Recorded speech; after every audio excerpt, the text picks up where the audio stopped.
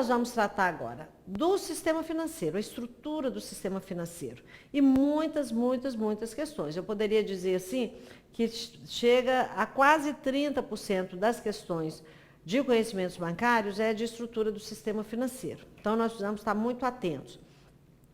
A estrutura do sistema financeiro é a forma, né, já comentei no outro bloco, como as diversas instituições se organizam para atuar no mercado financeiro, independente daquele segmento. Essa estrutura, ela foi montada na reforma bancária lá de 1964. Qual é o número da lei? Tenho certeza que você vai lembrar, né? Anotou aí no seu caderno. Lei 4595 de 1964. Todas as questões, todas as provas, caem a seguinte afirmativa. Olha, o sistema financeiro, a estrutura do sistema financeiro, ou sistema financeiro, é formado por meio de dois subsistemas. Eu tenho um subsistema normativo e eu tenho um subsistema de intermediação. Todas as provas caem nisso, ok? Tudo bem. Quem é que faz parte do subsistema normativo?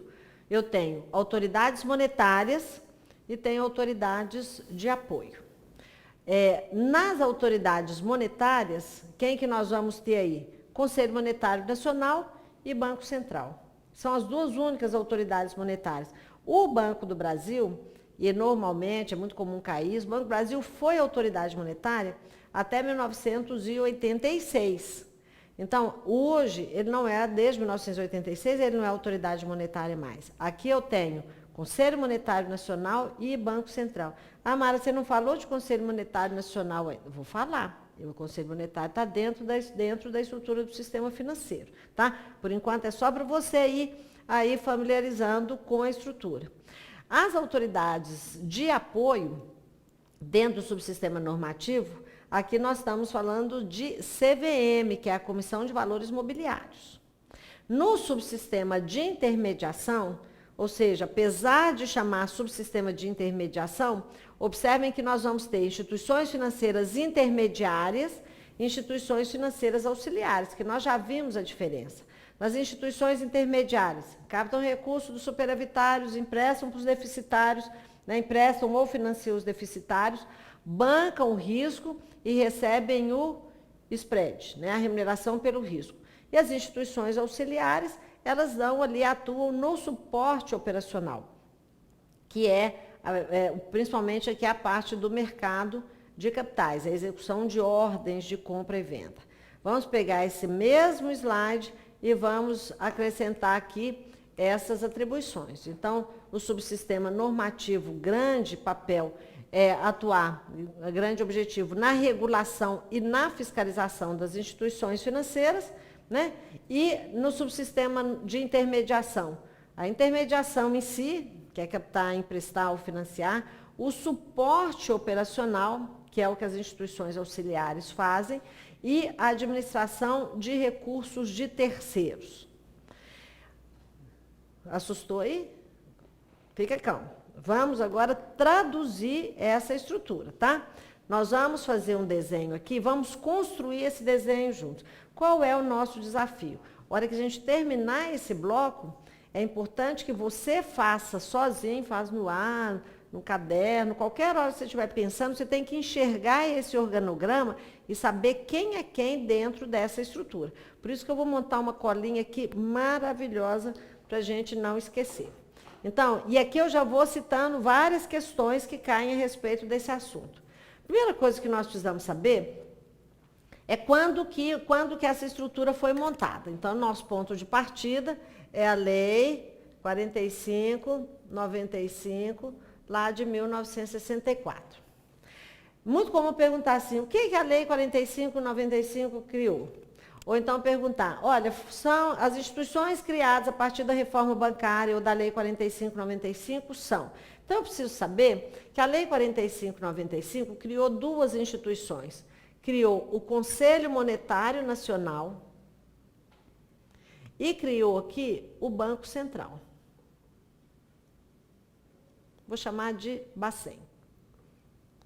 Ok?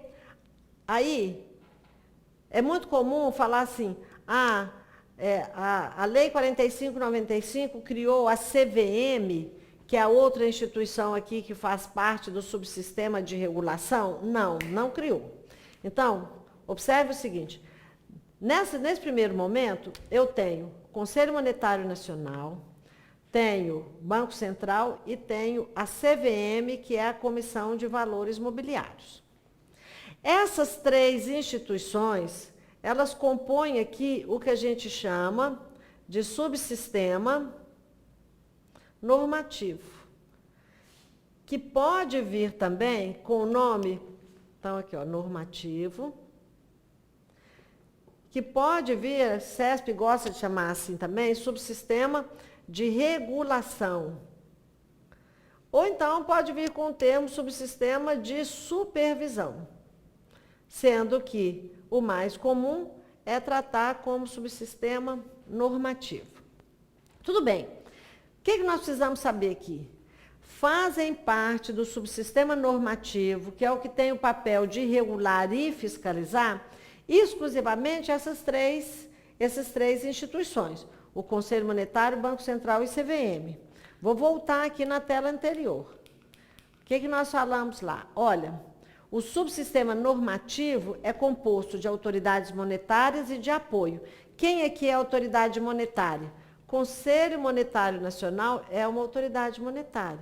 Banco Central é uma autoridade monetária. E a CVM é uma autoridade de apoio, ok? Então, observe, os três fazem parte do subsistema normativo, mas a autoridade monetária é só Conselho Monetário e Banco Central. O que vem com muita frequência nas questões? Integram o subsistema normativo. Aí vem lá quando é opção de ABCD. Vem assim, Conselho Monetário, Banco Central e Caixa. Tá certo? Não, Caixa não é instituição, não faz parte do subsistema normativo. Banco Central, Conselho Monetário e Banco do Brasil. Não, Banco do Brasil não integra o subsistema normativo. Ou então vem BNDES, Caixa e Banco Central, BNDES, Banco do Brasil e Conselho Monetário. Esquece. Subsistema normativo é exclusivamente Conselho Monetário, Banco Central e CVM, onde eu tenho aqui o Banco Central e o Conselho Monetário como autoridades monetárias. Bom, nesse primeiro bloco aqui, nesse primeiro desenho, vamos abrir um pouco mais essas informações. Lembrando aqui que na Lei 45/95 só foram criados aqui o Conselho Monetário, vou colocar aqui 1964, para a gente não esquecer. Por que a CVM não foi criada na Lei 45/95? Porque ela só foi criada lá em 1976.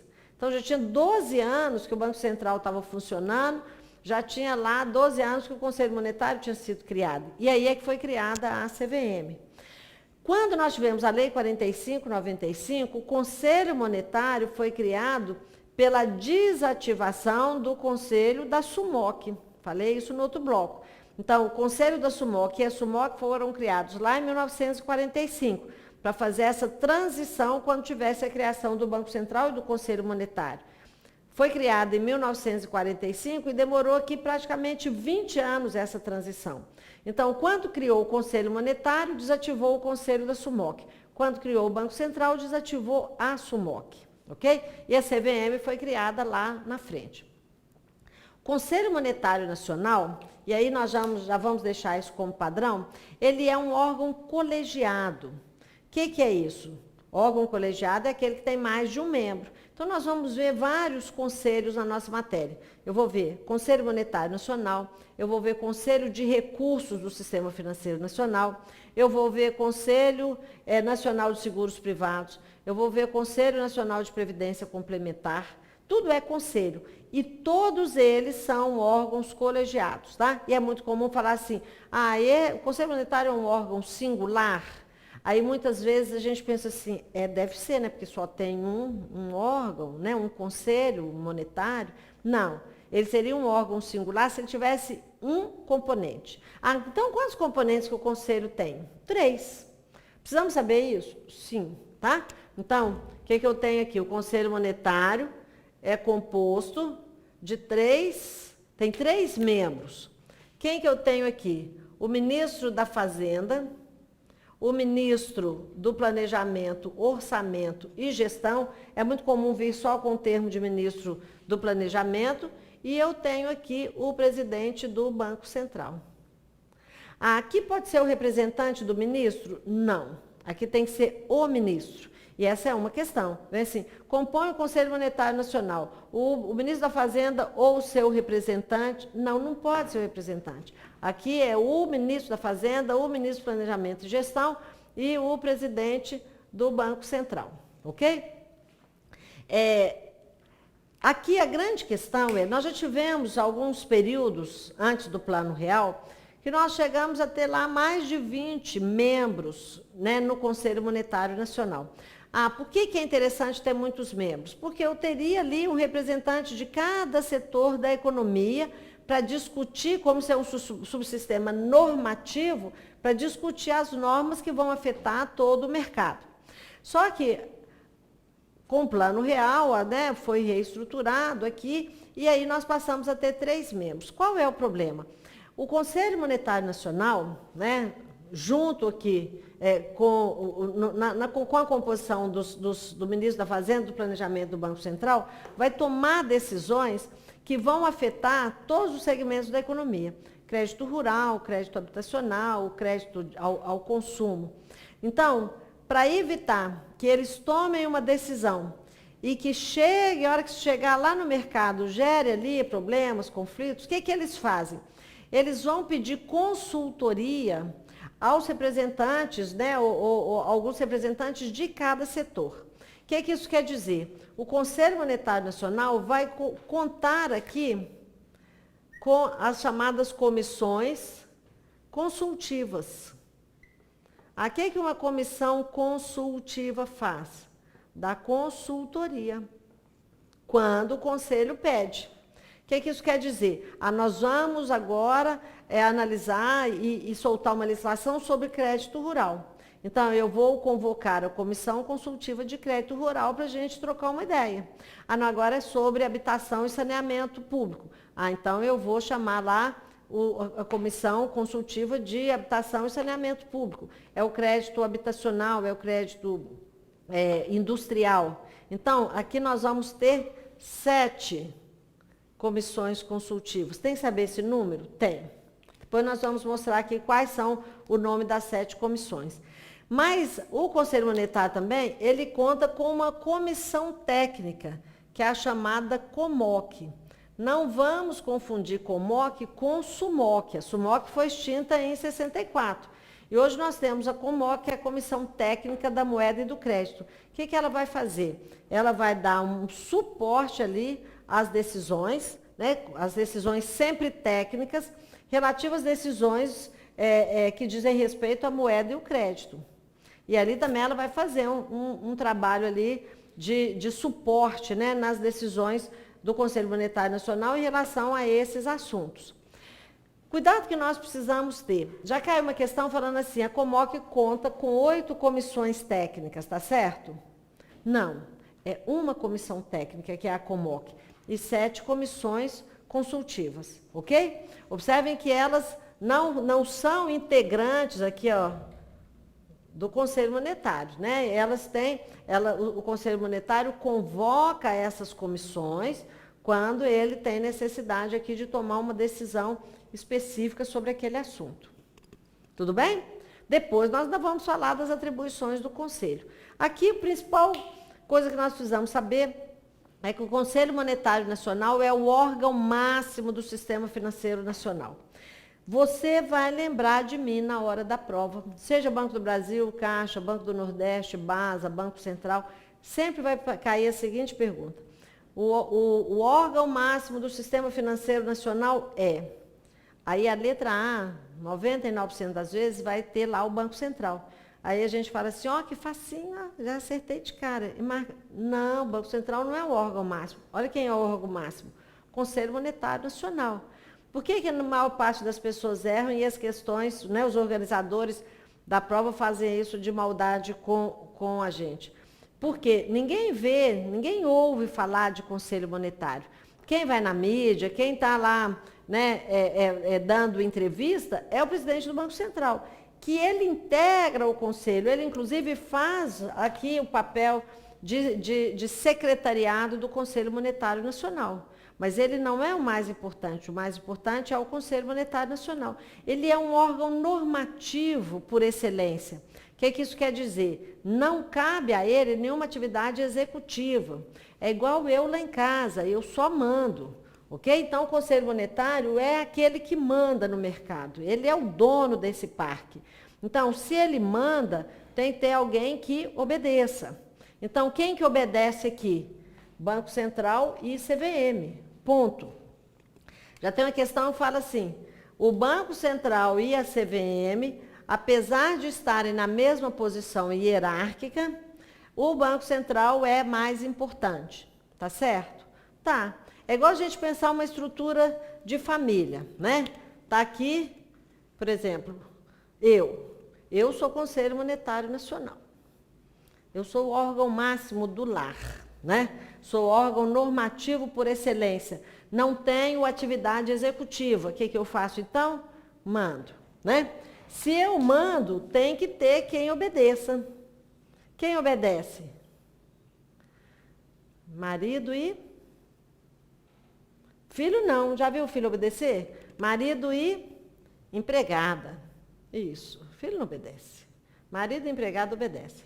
Observe o seguinte, estão na mesma posição hierárquica? Tá, Breno? Na mesma posição hierárquica? Claro, os dois subordinados, ok? Então, aqui é Banco Central e CVM. Só que, aqui, o marido é mais importante. Ultimamente, eu tenho visto ali várias controvérsias, né? Por quê? Porque por que ele é mais importante? Porque o âmbito de atuação costuma ser maior. Então, a atuação da empregada é mais restrita do que a do marido. O que isso quer dizer? O Banco Central, os dois estão subordinados ao Conselho. O Banco Central, ele não tem ascendência em relação à CVM. Ele não manda na CVM. Mas ele, dentro do mercado financeiro, ele é mais importante. Por que ele é mais importante? Porque observe o seguinte, nós comentamos que nós temos em torno aí, vamos colocar por alto, 2.300 instituições no mercado. Dessas 2.300, em torno de 2.000 estão subordinadas ao Banco Central. E aqui em torno só de 300 instituições estão subordinadas à CVM. Então, só aí a gente já vê uma diferença de atuação, né, mais importante do Banco Central. Estão subordinados ao Banco Central todas as instituições financeiras intermediárias. Então, lembrando aqui, que aqui são instituições financeiras. E estão subordinadas à CVM também as instituições financeiras, só que são as auxiliares. Eu estou chamando a atenção de que todas aqui são financeiras, dentro daquela definição que nós vimos, inclusive na questão ali do CESP. Mas aqui são as instituições financeiras auxiliares e a outra instituições financeiras auxiliares. Todas essas instituições aqui operam no mercado financeiro, naqueles diversos segmentos. E, por isso, elas compõem, quando eu junto as intermediárias e auxiliares, elas compõem o subsistema aqui de intermediação. É quem põe a mão na massa, ok? CESP gosta muito de chamar aqui de subsistema operativo, ou subsistema de operação, que é quem vai captar recurso, emprestar, quem vai dar o suporte operacional para as ordens de compra e venda na bolsa, quem vai pôr a mão na massa.